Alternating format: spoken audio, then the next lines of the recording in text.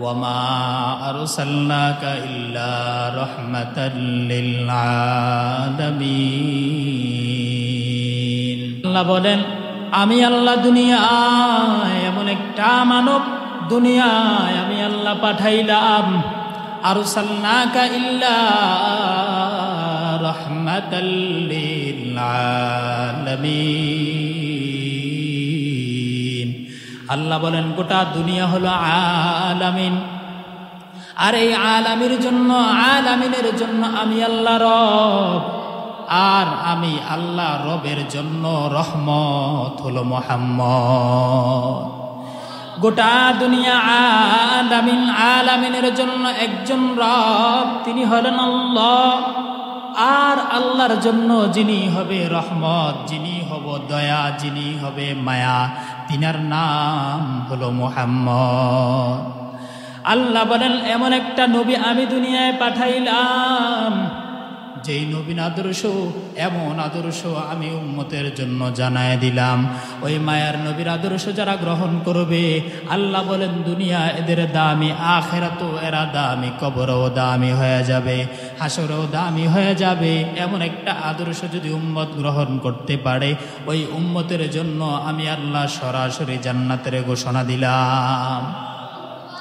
নবীর আদর্শ কেমন? মায়ার নবীর আদর্শ, এরে আল্লাহর গোলাম চুলগুলো কেমনে কাটবা, কেমনে রাখবা শেখানো মায়ার নবীর আদর্শ। খানা খাইতে বসবা কিভাবে প্লেট নিয়ে বসবা শেখানো আমার মায়ার নবীর আদর্শ।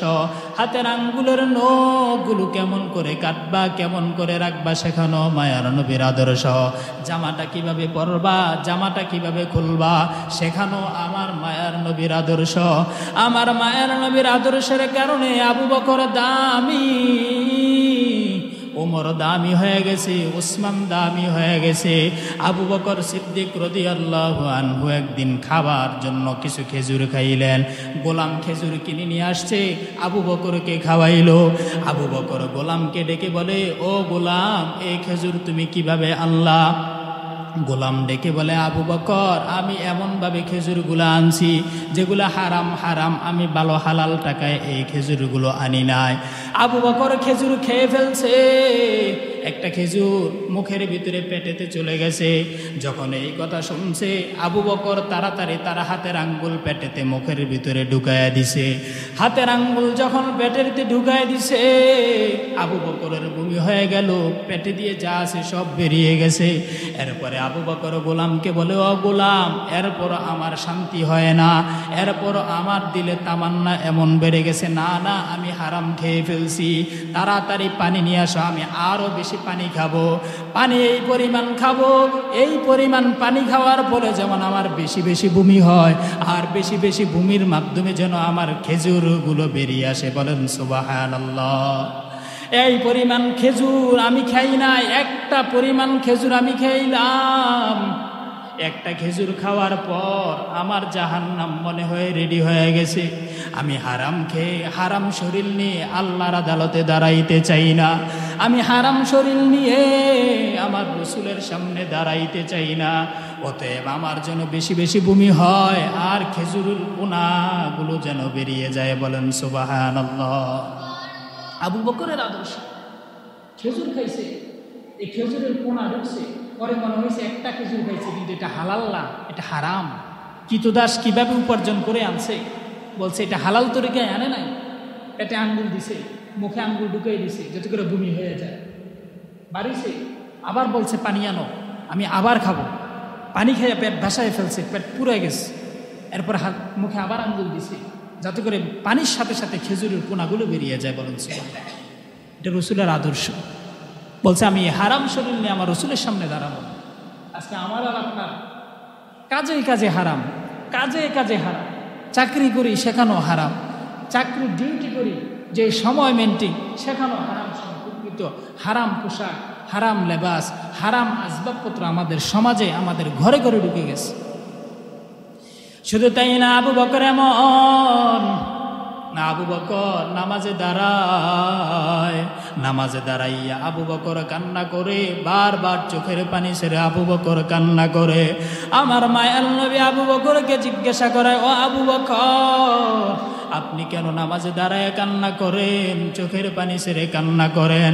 আবু বকর বলে, রে পয়গম্বর, আমি যখন এই কোরআনের এই আয়াত পড়ি তখন আমার চোখের পানি ধরে রাখতে পারি না। আমার মায়ার নবী বলে, রে আবু বকর, কোন আয়াত পড়ে আপনি চোখের পানি ধরে রাখতে পারেন না? আমার মায়ার নবীকে আবু বকর আয়াত শোনায় দেয়, ইন্নাল্লাহ আশতারা মিনাল মুমিনিনা আনফুসাহুম বিআমওয়ালিহিম বিআন্না লাহুমুল জান্নাহ। আবু বকরকে আমার রাসূল শোনায় এমন একটা আয়াত, এটা তো সুসংবাদের আয়াত, এটা তো শান্তির আয়াত। আমার আল্লাহ ঘোষণা করলো, মুমিন তোমার জানমাল কিনে নিলাম, বিনিময়ে তোমারে জান্নাত দিয়ে দিলাম। এই আয়াত পড়ে কান্নাকাটির তো কিছুই নাই। আবু বকর বলে, রে পয়গম্বর, আল্লাহ বলেছে আমার জানমান কিনে নিছে, বিনিময়ে আমারে জান্নাত দিয়েছে। সকালবেলা আমার দোকানে একটা মহিলা এসেছিল কাপড় কেনার জন্য। বহু আগে আমার দোকান থেকে টাকা দিয়ে কাপড় কিনে নিছে, কিন্তু বহু মাস পর আজ সকালবেলা আবু বকরের সামনে মহিলা এসে বলে, ও আবু বকর, তোমার কাপড় তুমি ফিরাইয়া নাও, আমার টাকাটা আমারে ফিরাইয়া দাও। আমি তখন বললাম, মা, কেন? আমার টাকা আপনি কেন ফিরাইয়া নিতে চান? মহিলা বলে, রে আবু বকর, বহু আগে তোমার থেকে দোকান থেকে কাপড় নিয়েছে, পছন্দ হয়েছে বলে এখন আর আমার কাপড়টা পছন্দ হয় না। যাও যাও, তুমি তোমার কাপড় নিয়ে নাও, বিনিময়ে আমার টাকাটারে ফিরাইয়া দাও। আবু বকর রসুলকে বলে, ও আল্লাহর রসুল, আল্লাহ তো বিনিময়ে জান্নাত দিছে, আমাদের জানমালগুলো আল্লাহ কিনে নিছে। হাসরের ময়দানে আমার আল্লাহ যদি ডেকে বলে, রে আবু বকর, আয় আয়, কি নিয়ে আসছো? আমার বিনিময়ে আমি তোমারে জান্নাত দিলাম, তোমার জানমালটা তুমি ফিরাইয়া নিয়ে যাও। আমার বিনিময়ে আমি যেই জান্নাত দিলাম, আমার জান্নাতটারে ফেরত দাও। আবু বকর বলে, সেদিন আমি আল্লাহর দরবারে কি জবাব দিব? আমি যদি আল্লাহর কাছে বলি, রে মালিক, কেন আমার জান্নাত আপনি ফিরাইয়া নেন? আল্লাহ যদি ডেকে বলে, রে আবু বকর, তোর নামাজ তখন আমার পছন্দ হয়েছে, এখন আর ভালো লাগে না। তোর রোজা তখন পছন্দ হয়েছে, এখন আর আমি আল্লাহর কাছে তোর নামাজ ভালো লাগে না। আবু বকর এই ভয়ে নামাজে দাঁড়াইয়া কান্না করে। আমার রাসূলুল্লাহ সাল্লাল্লাহু আলাইহি সাল্লাম চোখের পানি ছেড়ে দিয়ে কান্না করে, ও আবু বকর, আল্লাহ আপনাকে এত দামি বানিয়েছে, এরপর আপনি জাহান্নামের ভয়ে, এরপরও আপনি ইসলামের জন্য, কোরআনওয়ালাদের জন্য, ইসলামের জন্য, মুসলমানের জন্য, আল্লাহর জন্য নিজের জীবন দেওয়ার জন্য প্রস্তুত ছিল। এমন কষ্ট বিনিময়ে জান্নাত ফিরাই নিয়ে যাবে এই চিন্তাই করতেছে। খলিফাতুল মুসলিমিন ওমর, রাষ্ট্রের গভর্নর, একটা বাতি ধরাইয়া রাষ্ট্রের কিছু কাজ শুরু করে দিলেন। একটা বাতি ধরাইছে, আগুন ধরাইল। হযরত আলী রাদিয়াল্লাহু আনহু ওমরের দরবারে হাজির হয়ে বলে, খলিফাতুল মুসলিমিন ওমর, একটু কথা ছিল, আপনার সাথে একটু পরামর্শ করব। হযরত ওমর বলে, ব্যক্তিগত কথা নাকি জনগণের কথা নাকি রাষ্ট্রের কথা? আলী বলে, না না, ব্যক্তিগত কথা বলবো, রাষ্ট্রীয় কোনো কথা বলবো না। এই কথা শোনার পর হযরত ওমর বাতিটা সাথে সাথে নিভাইয়া দিলেন। বাতি নিভাইয়া দেওয়ার ফলে আলী জিজ্ঞাসা করে, খলিফাতুল মুসলিমিন ওমর, আপনি কেন বাতিটা নিভাইয়া দিলেন? হযরত ওমর ডেকে বলে, জনগণের সম্পদ আগুন জ্বালাইয়া ব্যক্তিগত কাজ করা হারাম। বলেন সুবহানাল্লাহ। আরে আল্লাহর গোলাম, জনগণের সম্পদ, ইসলামের সম্পদ ব্যক্তিগত কাজে লাগানো যায় না। এই কারণে ওমর দামি হয়ে গেছে, হযরত আবু বকর দামি হয়ে গেছে, হযরত আলীও দামি হয়ে গেছে, ওসমান গনিও দামি হয়ে গেল। আমার রাসূলের আদর্শ যারাই গ্রহণ করেছে তারাই দামি হয়ে গেছে। সাহাবী রাসূলের আদর্শ গুনে গুনে গুনে গুনে পালন করে, বেলাল গুনে গুনে পালন করে। আমার রাসূলকে এত মহব্বত সাহাবাই কেরাম করেছে, বলেছে জীবন দিব, রাসূলের বিরুদ্ধে কথা বলবো না। কিন্তু আজ মুসলমানেরা আমার মায়ার নবীর টুপি পালন করে না, আমার মায়ার নবীর গালের দাড়িটা রাখতে চায় না। কিন্তু আজ মুসলমান 1400 বছর হয়ে গেল, আমার মায়ার নবী ওই মদিনার রওজায় শুয়ে উম্মতি উম্মতি বলে চিৎকার দেয়। হাসরের ময়দানে যখন কঠিন আওয়াজের জন্য ঘোষণা হয়ে যাবে, আমার আল্লাহ যখন রাগান্বিত কণ্ঠে বলবে, লিমানিল লিল্লাহিল মুলকুল ইয়াউম। ও দুনিয়ার রাজা বাদশারা দাঁড়াও, আজ তোমাদের ক্ষমতাগুলো আমার সামনে পেশ করো। তখন আমার মায়ার নবী আল্লাহর চেয়ারের পাশে বসে যাবে। পাশে বসাইয়া তখন উম্মতি উম্মতি বলে চিৎকার দিবে। আমার আল্লাহ বলে ওই দিন আমার মেজাজ কন্ট্রোল হবে না, আমার রাগ গুসা বেড়ে যাবে। কিন্তু আমি যখন মুহাম্মদের চেহারার দিকে তাকাইব, আমি আল্লাহর রাগ সাথে সাথে চলে যাবে। বলেন সুবহানাল্লাহ।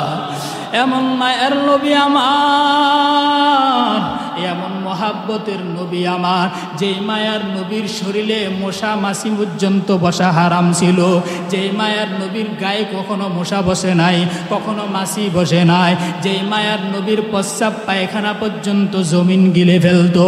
এরে আল্লাহর গোলাম, আজ সেই মায়ার নবীকে দুশ্মনরা গালি দেয়। আমার নবী নাকি যৌবনের তাড়নায় একাধিক বিয়ে করেছে।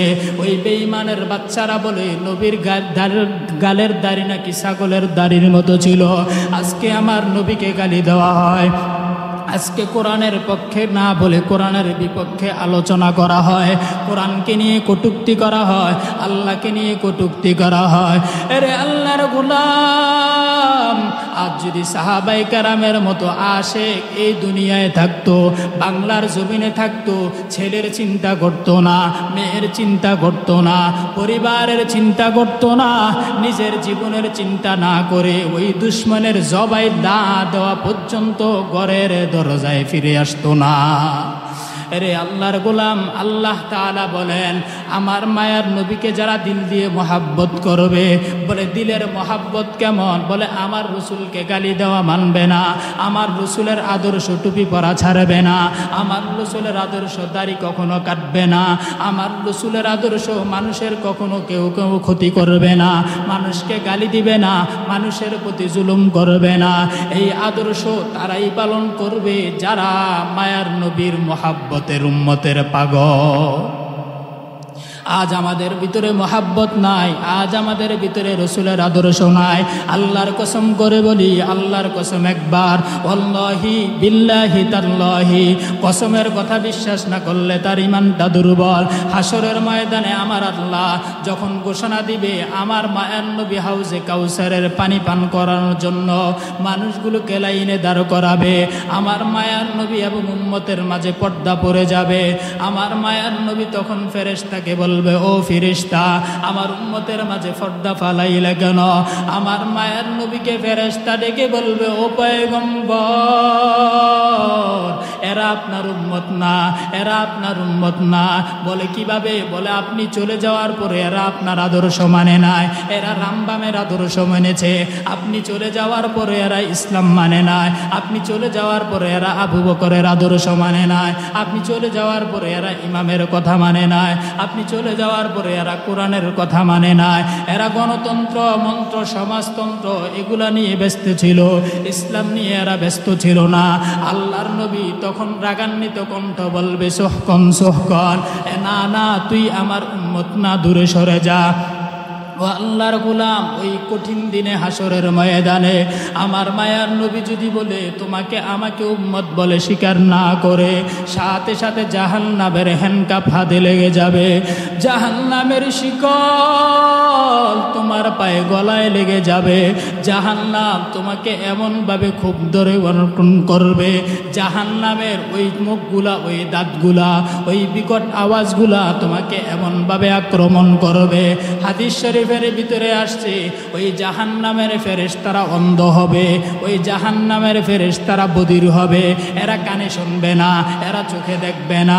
তুমি যত চিৎকার করে মা মা বলে চিৎকার দাও, তুমি যত আল্লাহ আল্লাহ বলে চিৎকার দাও, ওই ফেরেশতারা কানে শোনে না। ফেরেশতা বলবে মনে হয় আরো বেশি করে আযাব দেওয়া দরকার, ফেরেশতা মনে করবে আরো বেশি করে তোমাকে পিটানো দরকার। ও আল্লাহর গোলাম, ও পর্দার আড়ালের আম্মা জান, অনুরোধ জানায় যায় আমার মায়ার নবীর আদর্শটাকে বৃদ্ধাঙ্গুলি দেখাইবেন না। মায়ার নবীর সুন্নত টুপিটা পরা শুরু করে দেন, মায়ার নবীর সুন্নত গালে দাড়ি রাখা শুরু করে দেন, আমার মায়ার নবীর সুন্নত মানুষের উপকার করা শুরু করে দেন। আল্লাহর নবীর সুন্নত যার ভিতরে থাকবে না, আল্লাহর নবী বলে কিয়ামতের ময়দানে যার মহাব্বত যার সাথে হবে, হাসরের ময়দানে তাকে তার সাথে উঠানো হবে। আজকে তোমার চেহারার দিকে তাকাইলে নাস্তিকের সাথে মিলে যায়, তোমার স্বভাব চরিত্র বেঈমানের সাথে মিলে যায়, তোমার কথাবার্তা ক্রিকেটারদের কথার মতো হয়ে যায়, তোমার চুলের স্টাইলগুলো ক্রিকেটারদের মাথার মতো হয়ে যায়, মেসি নেইমারের মতো তোমার স্বভাব চরিত্র হয়ে যায়। আল্লাহ বলেন যার সাথে যার সদস্য থাকবে, সাদৃশ্য থাকবে, আমার আল্লাহ তোমাকে হাসরের ময়দানে তার সাথে উঠাইবে। ওরে আল্লাহর গোলাম, তোমার সম্পর্ক যদি উলামায়ে কেরামের সাথে হয়, আল্লাহর কসম করে বলি, আল্লাহর কসম, কোরআনে আল্লাহ বলেন আলা ইন্না আউলিয়া আল্লাহি লা খাউফুন আলাইহিম ওয়ালা হুম ইয়াহজানুন। যারা ওলিদের সাথে সম্পর্ক করবে, ওলিদের রঙে রঙিন হয়ে যাবে, ওলির কথা মতো কথা বলবে, ওলির মতো হাঁটা শুরু করবে, আমার আল্লাহ হাসরের ময়দানে তাদের সাথে একই সাথে উঠাইবে। বলুন সুবহানাল্লাহ। আরে আল্লাহর গোলাম, হাকিমুল উম্মত মুজাদ্দিদ মিল্লাত শাহ আশরাফ আলী থানভী রহমতুল্লাহি আলাইহি বাংলাদেশে এসেছিল। ভারতের বড় আলেম হাকিমুল উম্মত মুজাদ্দিদ মিল্লাত আশরাফ আলী থানভীকে জিজ্ঞাসা করা হয়, ও আল্লাহর ওলি, আপনি বলেন কোরআন হাদিসে এসেছে, কোরআনের কথা হাদিসের কথা কেউ যদি মা বাবার চেহারার দিকে তাকায় তাহলে আল্লাহ তাকে কবুল হজের সোয়াব দেয়, বাইতুল্লাহর জিয়ারত দেয়, মদিনার জিয়ারতের সোয়াব দেয়। ও আল্লাহর ওলি, আপনি বলেন কেউ যদি মা বাবার চেহারার দিকে তাকাইলে এত কিছু পায়, তাহলে কেউ যদি আল্লাহওয়ালার চেহারার দিকে, কোনো আলেমের দিকে তাকায়, মোহাব্বতে তাকায়, আল্লাহ তাকে কি দিবে? হাকিমুল উম্মত মুজাদ্দিদ মিল্লাত শাহ আশরাফ আলী থানভী বলে, মা বাবার চেহারার দিকে তাকাইলে বাইতুল্লাহ পাওয়া যায়, বাইতুল্লাহর জিয়ারত পায়। আর কেউ যদি আল্লাহওয়ালার চেহারার দিকে তাকায়, বাইতুল্লাহর জিয়ারত না, বাইতুল্লাহ না, বরং বাইতুল্লাহর মালিককে পায়। রে আল্লাহর গোলাম, উলামায়ে কেরামের সাথে সম্পর্কে জড়ায়া দাও। আলেম তোমার জানাজার ইমামতি করে কবরে রাখবে, আলেম যদি তোমাকে মোহাব্বত করে, আল্লাহর কসম জানাজা দেওয়ার সময় চোখে পানি চলে আসবে। আলেম যখন তোমাকে কবরে রাখবে, তোমার কবরটা বড় দামি হয়ে যাবে। আজকে কবরে উলামায়ে কেরাম যায় না, কবরে কারো লাশ উলামায়ে কেরাম মাটিতে রাখে না। আমার আল্লাহ বলে যার মোহাব্বত আলেমের সাথে থাকবে, আলেম তাকে মাটিতে নিজের হাতে রাখবে। হাসরের ময়দানে আলেম ডেকে বলবে, ও আল্লাহ, দুনিয়ায় চলছি, বহু কষ্ট হয়েছে, একদল মানুষ আমাদেরকে মোহাব্বত করেছে, এই পরিমাণ মোহাব্বত করেছে, মনে হয় নবীকে তারা পাইলে আরো বেশি মোহাব্বত করত। কিন্তু এরা নবী পায় নাই, এরা সাহাবী পায় নাই, এরা আউলিয়ায়ে কেরাম পায় নাই, এরা তোমার কিছু হাফেজে কোরআন, তোমার কিছু ওলি, তোমার কিছু বন্ধু এরা পেয়েছে। এরা পেয়ে পেয়ে এমন মহাব্বত নিজের জীবন দিয়া করছে। ও আল্লাহ, আজ এদের বিপদের দিনে আমি তাদেরকে সঙ্গী না হিসাবে নিয়ে যেতে চাই না। আরে আল্লাহর গোলাম, হাদিসে আসছে একটা আলেম 40 জন জাহান্নামীকে জান্নাতের পথ দেখাবে, 40টা জাহান্নামের আসামিকে জান্নাতের সুসংবাদের জন্য জান্নাতের সুপারিশ করতে পারবে। আমার মায়ার নবী বলে, ও দুনিয়ার মানুষ, আবু হুরায়রা বলে, আব্দুল্লাহ ইবনে আব্বাস বলে, দুনিয়ায় চলতে গেলে বহু তোমাদের ক্ষতি হয়। দুনিয়ায় তোমরা সম্পর্ক করো, নেতার সাথে সম্পর্ক, এমপির সাথে সম্পর্ক, টাকাওয়ালার সাথে সম্পর্ক, ধনীর সাথে সম্পর্ক। বলে কেন? বলে বিপদে পড়লে তাকে কল দিয়ে সমস্যার সমাধান হয়ে যাবে। এমপির সাথে সম্পর্ক রাখলে বিপদে এমপি আমার পাশে দাঁড়াবে। সমাজের বড় টাকাওয়ালার সম্পর্ক যদি করি, তার কথা যদি শুনি, তাহলে সে আমার বিপদে কাজে আসবে। আল্লাহ বলে, এরে আল্লাহর গোলাম, কবরে যদি শান্তিতে থাকতে চাও, ওই বিপদে যদি তোমার সহায়তা লাগতে চাও, ওই হাসরের ময়দানে যদি তোমার সাহায্য লাগতে চায়, তাহলে দুনিয়া ও আলেমের সাথে সম্পর্ক জড়ায়া দাও। আল্লাহ বলেন, যারা আলেমের সম্পর্ক জড়াইবে, আমার আল্লাহ কালিমা নসিব না করে তার মৃত্যু হবে না। বলেন সুবহানাল্লাহ। এরে আল্লাহর গোলাম, অনুরোধ জানায় যায় নবীর আদর্শ গ্রহণ করে নাও, মায়ার নবীর প্রতিটা আদর্শ মেনে নাও, ইসলামের প্রতিটা আদর্শ মেনে নাও, রসুলের প্রতিটা আদর্শ মেনে নাও। রসুলের প্রতিটা আদর্শ মানার ভিতরে তোমার সফলতা। আজকে মা বোনেরা রসুলের আদর্শ মানে না। আবু বকরের ঘর ছিল, ওমরের ঘর ছিল জান্নাতি ঘর। হযরত ফাতেমা রাদিয়াল্লাহু আনহা যখন বিবাহ হয়ে গেল, আলীর সাথে বিবাহ ফাতেমার হয়েছে। হযরত ফাতেমা বলে, ওই ঘরে গিয়ে আমি তিনটা জিনিস পাইলাম। এক নাম্বার, আমি একটা বিছানা পাইছি, ওই বিছানায় একজন শুইলে আরেকজন শোয়া যায় না। দুই নাম্বার, আমি একটা মোশক পাইছি, একটা ব্যাগ পাইছি, ওই ব্যাগে কিছু পানি আনা যায়, আর একটা পাত্র পাইছি। ও আল্লাহর গোলাম, আজ তোমার আমার ঘরের ভিতরে খানার অভাব নাই, দানার অভাব নাই, তোমার ঘরের ভিতরে আমার ঘরের ভিতরে আসবাবের অভাব নাই, এত কিছু অভাব। আমাদের ভিতরে একটাই অভাব, ঈমানের অভাব, আমলের অভাব, জান্নাতিওয়ালাদের অভাব, কোরআনওয়ালাদের অভাব। তোমার ঘরে কোরআন নাই, আমার ঘরে কোরআন নাই, তোমার ঘরে ইসলাম নাই, আমার ঘরে ইসলাম নাই। আল্লাহর কসম করে বলি, যেই ঘরে ইসলাম নাই, যেই ঘরে কোরআনওয়ালা নাই, যেই ঘরে কোরআনের আওয়াজ নাই, ওটা একটা কবরস্থান। আর কবরস্থানে গরু ছাগল যায়, কোনো মানুষ যায় না। আরে আল্লাহর গোলাম, নিজের ঘরটাকে কবরস্থান বানাইয়েন না, কোরআনের আওয়াজ চালু করে দেন, হেদায়েতের বাতি জ্বালায়া দেন, ইসলামের কথা বানিয়ে যান, ওলামায়ে কেরামের সাথে সম্পর্ক গড়ায় নিজেরা ইসলামের লাইনে কবুল হয়ে যান।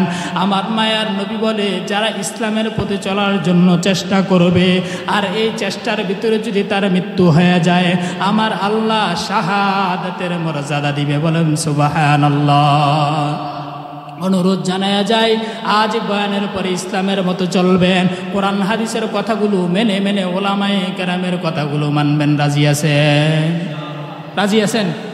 ইসলামের প্রতিটা আদর্শ, রসুলের প্রতিটা আদর্শ, রসুলের প্রতিটা আদর্শের প্রতি মনোযোগ, রসুল যা যা করতে বলছে, রসুল যা যা করা থেকে নিষেধ করছে, প্রতিটা আদর্শ যদি আপনি গ্রহণ করতে পারেন, আল্লাহর কসম, আপনি হায়াত তো শেষ, অল্প হায়াত, আর অল্প সময় পাইবেন। একামত শেষ, আজান শেষ, শুধু নামাজে আল্লাহু আকবার বলা বাকি। আজানও হয়ে গেছে আপনার কানে, একামতও হয়ে গেছে, শুধু ইমাম সাহেব আল্লাহু আকবার বলবে। এই অল্প সময় আপনি নষ্ট করে দিচ্ছেন। আপনার চোখে এটা অনেক লম্বা সময় মনে হয়। ফেরেশতা বলে, না, আরে সময় শেষ। আপনার কাছে মনে হয় আরেক দিন আছে। ফেরেশতা বলতেছে, না, আয় হায় রে, আজকে একটু আমল করুক না, আর একটু বসুক না। শয়তান বলতেছে, না, আজকে বসিও না, কালকে বসো। যখন এই চিন্তা আসবে যে না, শয়তান বলতেছে আগামীকাল বসার জন্য, তখনই মসজিদে উজু করে চলে আসবেন, দেখবেন শয়তানে আর ধোঁকা দিবেন। আল্লাহ তাআলা আমাদের প্রতিগুলা কথা, কোরআন এবং হাদিসের কথাগুলো আমাদের সকলকে মেনে চলার তৌফিক দান করুক। সকলে একবার দুরূদ শরীফ পড়ে, আল্লাহুম্মা সাল্লি আলা মুহাম্মাদিন ওয়া আলা আলি মুহাম্মাদ কামা সাল্লাইতা আলা ইব্রাহিম ওয়া আলা আলি ইব্রাহিম ইন্নাকা হামিদুম মাজিদ। আলামিন। আসসালাতু ওয়াসসালামু আলা সাইয়্যিদিল আমবিয়াই ওয়াল মুরসালিন ওয়া আলা আলিহি ওয়া আসহাবিহি আজমাইন। ربنا ظلمنا أنفسنا وإن لم تغفر لنا وترحمنا لنكونن من الخاسرين. ربنا آتنا في الدنيا حسنة وفي الآخرة حسنة وقنا عذاب النار. মা বাবার জন্য দুয়ার মহাব্বতে জবানটা খুলে সকলে পড়ি, রব্বির হামহুমা কামা রব্বায়ানি সগীরা, রব্বির হামহুমা কামা রব্বায়ানি সগীরা। পয়গম্বর হাদিসের ভিতরে বলতেছে, আল্লাহর দরবারে দোয়া করতে গিয়ে যদি কেউ 3 বার ইয়া আরহামার রাহিমিন পড়ে, আমার আল্লাহ দোয়া কবুল না করে পারেন না। জবানটা খুলে মহাব্বতে ডাক দেন, ইয়া আরহামার রাহিমিন, ইয়া আরহামার রাহিমিন। আল্লাহুম্মা ইন্নাকা আফুউন তুহিব্বুল আফওয়া ফা'ফু আন্না। আল্লাহুম্মা কফিনাহুম বিমা শি'তা। আল্লাহুম্মা নাওয়ির কুলুবানা বিনুরি মা'রিফাতিক। আল্লাহুম্মা তাহহির কলবি আন গায়রিক। আল্লাহুম্মা জা'আলনি মিনাল মুস্তাজাবিনা লিদ-দাওয়া। আয় আল্লাহ, গুনার বোঝায় মাথায় নিয়ে হাত তুলেছি রে মালিক, গুনার দিকে তাকাইলে বড় ভয়, মনে হয় জাহান্নাম ছাড়া উপায় নাই, জাহান্নাম ছাড়া উপায় নাই রে আল্লাহ। আয় আল্লাহ, মাথার তালু থেকে পায়ের তালু পর্যন্ত যত পশম, এই পশমের চেয়েও হাজার হাজার গুনাহ আমলনামায় গুনাহ বেশি। এত গুনাহ জীবনে করলাম, মনে হয় জাহান্নাম রেডি হয়ে গেছে রে আল্লাহ। আয় আল্লাহ, মেহেরবানি করে গুনাহমুক্ত জীবন দান করে দেন। আয় আল্লাহ, গুনার প্রতি ঘৃণা জমায়া দেন। আয় আল্লাহ, আমলের প্রতি স্পৃহা গ্রহ বাড়ায়া দেন রে আল্লাহ। আয় আল্লাহ, নামাজি বানায়া দেন, মুত্তাকি বানায়া দেন, ফরহেজগারা বান্দা বানায়া দেন, নবীর আদর্শওয়ালা উম্মত বানায়া দেন আল্লাহ। আয় আল্লাহ, তাকায় দেখেন কাদের মা নাই, কাদের বাবা নাই রে আল্লাহ। আয় আল্লাহ, আজকে বৃষ্টির পানি, ওই রৌদ্রের তাপ মায়ের কবরে যায়, বাবার কবরে যায়। আজকে এমনও অনেক সন্তান আছে মাকে নাই, বাবাকে পায় না, মাকে পায় না। মায়ের জন্য দিলে ব্যথা, বাবার জন্য দিলে অন্তরে বড় ব্যথা। আজকে যদি মা পাইতো মায়ের থেকে দোয়া নিত, বাবাকে যদি পাইতো বাবার থেকে দোয়া নিত, কিন্তু না, মায়ের চকিটা খালি, মা নাই, বাবার চকিটা খালি। বাবার চকি পড়ে আছে, বাবা নাই। ওরে আল্লাহ, যারা এতিম হয়ে হাত তুলেছে রে আল্লাহ, মেহেরবানি করে সকল এতিমের হাত কবুল বানায় দেন, সকল মা বাবার দোয়া কবুল বানায় দেন, সন্তানগুলোকে কবুল বানায় দেন। আয় আল্লাহ, মা বোনদেরকে আবেদাওয়ালা বানায় দেন, জাহেদা বানায় দেন, পর্দাওয়ালা বানায় দেন, কোরআনওয়ালা বানায় দেন। আয় আল্লাহ, প্রতিটা ঘরে রহমত বর্ষণ করে দেন, সকলের ঘরে খাইর রহমত বরকত নাজিল করে দেন, সকলের ছেলে সন্তান দিনদার বানায় দেন আল্লাহ। কামাই রুজির ভিতরে বারাকা দান করে দেন, হালাল রিজিকের ব্যবস্থা করে দেন আল্লাহ। আয় আল্লাহ, মেহেরবানি করে সবাইকে জাহান্নাম থেকে বাঁচায় দেন। আয় আল্লাহ, যেদিন কবরে যাইব আজরাইল হাজির, আয় আল্লাহ, সাদা কাফনের প্যাকেট বানায়া কবরে রেখে আসবে। ওই সাদা কাফনের প্যাকেটে আমি একা একা একা কেমনে থাকবো? ওই বাস বাগান, সাপের ঘর, পোকামাকড়ের ঘর, সাপ বিচ্ছুর ঘর, আমি একা থাকতে পারবো না রে আল্লাহ। আয় আল্লাহ, সবাইকে জাহান্নাম থেকে বাঁচায়া দেন, জাহান্নামের আগুন থেকে বাঁচান, কবরের আযাব থেকে বাঁচান। আয় আল্লাহ, সকলের রুকু সেজদা কবুল বানায় দেন, আলোচনা যা হয়েছে কবুল করে নেন, গোটা এলাকার জন্য নাজাত ও হেদায়েতের জরিয়া বানায় দেন। আয় আল্লাহ, নবীর আদর্শ সকলের সিনায় দান করে দেন, সকলের আদর্শ দান করে দেন। মাদ্রাসা কবুল বানায় দেন, মসজিদ কবুল বানায় দেন, মসজিদ কবুল করে নেন, মুসল্লি ইমাম মুক্তাদি খাদেম কবুল বানায় দেন। মাদ্রাসা আয় আল্লাহ, উস্তাদ ছাত্র কবুল বানায় দেন, যোগ্য উস্তাদ ছাত্রের ব্যবস্থা করে দেন। আয় আল্লাহ, কোরআনওয়ালা হিসাবে যোগ্য আলেম হাফেজ মুফতি হিসাবে কবুল বানায় দেন। আয় আল্লাহ, ঘরে ঘরে কোরআনের আওয়াজ চালু করে দেন, সকলের সিনায় হেদায়েতের বাতি জ্বালায় দেন। আখিরি ফরিয়াদ, জীবনে একবার যদি হয়, ওই সুন্দর কাবা, সুন্দর মদিনায় জিয়ারতের তৌফিক দান করে দেন। আয় আল্লাহ, যারা গিয়েছে বারবার যাওয়ার তৌফিক দান করে দেন, নবীজির উসিলা করে দোয়া কবুল বানায় দেন। ওয়াসাল্লাল্লাহু তাআলা আলা খাইরি খালকিহি মুহাম্মাদিন ওয়া আলিহি ওয়া সাহবিহি আজমাইন। আমিন আমিন বিরহমাতিকা ইয়া আরহামার